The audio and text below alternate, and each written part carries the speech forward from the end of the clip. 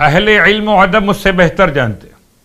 اہل ایمان تو اس بات کے عادی ہیں کہ پورے ہفتے میں اتوار کے دن خاص طور سے میں پھر یاد دلا دوں، جیسے جمعرات کے دن آپ زیارت وارثہ پڑھ لیتے ہیں، ایسے اتوار کے دن مولائے کائنات علی ابن ابی طالب علیہ الصلاۃ والسلام کا دن. اور یہ بات یاد رکھیں کہ مولائے کائنات کے نام سے منسوب دن ہو اور اس دن میں مولا کے چاہنے والے خطائیں کر رہے ہوں، معصیت کر رہے ہوں، یقیناً یہ ناقابل برداشت عمل ہے مولا کے لیے. اس اعتبار سے ہر اتوار کو یہ سوچ کے گزاری ہے کہ جیسے جمعرات معتبر ہو گئی شب جمعہ مولا حسین کے نام سے، ایسے اتوار معتبر ہے مولائے کائنات علی ابن ابی طالب علیہ السلام کے نام سے. تو ایک زیارت تو اتوار کے اعتبار سے کہ جس زیارت کو خود امام زمانہ علیہ السلام نے تعلیم فرمایا ہے. آپ اپنے جد کو سلام کیسے پیش کرتے؟ میں شاید اور بھی زیارات کی وضاحت کرتا اور دنوں کے نام لے کر بات مکمل کرتا، مگر اپنے عنوان پر رہنے کے لیے اور خاص اتوار کے دن امام زمانہ سے بات کو منسوب کرتے ہوئے کہ زیارت امین اللہ میں ایک عنوان امام زمان کا بھی ہے، تو زیارت امین اللہ کی تلاوت کا شرف بیان کرنے سے پہلے اس زیارت کی تھوڑی سی تاریخ بیان ہو جائے. صاحبان علم و ادب کی خدمت میں جملہ عرض کر دوں،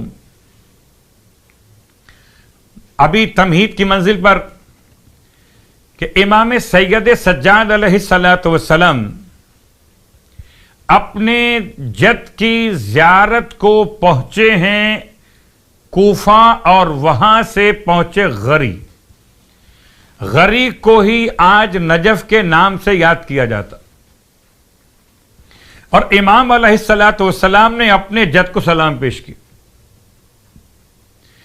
پانچویں امام نے اس زیارت کو اپنے بابا سے اس طرح سے روایت کیا کہ میرے بابا نے اپنے جد کو کن الفاظ میں سلام پیش کیا. اس زیارت کا نام زیارت امین اللہ اس لیے ہو گیا کہ اس کا پہلا جملہ ہی یہی ہے، السلام علیکہ یا امین اللہ فی ارضہ. بعض نسخوں میں ایک ذرا سا اختلاف ہے کہ پہلا جملہ السلام علیکہ یا امیر المومنین، اس کے بعد پھر جملہ آتا ہے السلام علیکہ یا امین اللہ فی ارضہ. بہرحال یہ دو روایات کا اپنے مقام پر الفاظ کا اختلاف، لیکن زیارت امین اللہ امام سید سجاد علیہ السلام کا دیا ہوا عظیم الشان تحفہ ہے، جیسے زیارت وارثہ امام جعفر صادق علیہ السلام کا دیا ہوا تحفہ. لیکن زیارت امین اللہ کے پڑھنے کی فضیلت بیان کی خود مولا نے.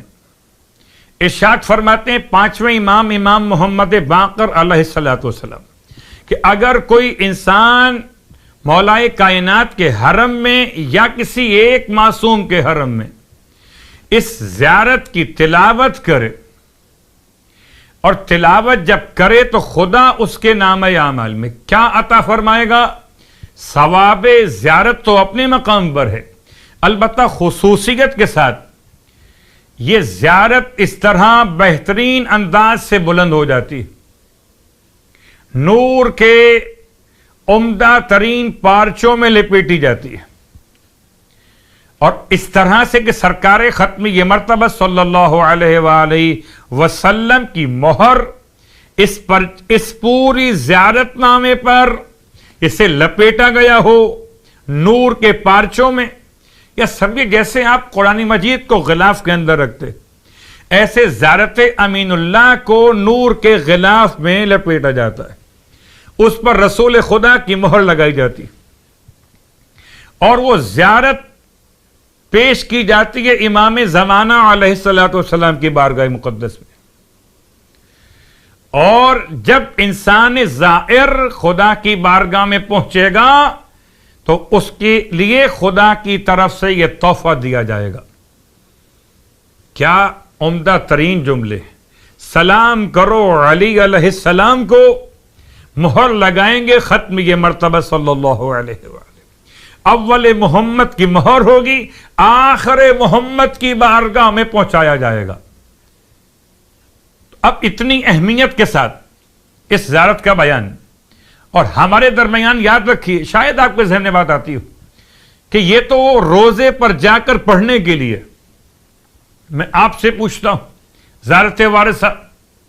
زیارت وارثہ بھی امام حسین علیہ السلام کے روزے پر جا کر پڑھنے کے لیے، لیکن کیا مومن اپنے گھر میں نہیں پڑھتا؟ کیا مومن اپنے علاقے میں نہیں پڑھتا؟ کیا مومن اپنے تمام تر جہاں جہاں رہتے ہیں وہاں سے امام کو سلام نہیں کرتے؟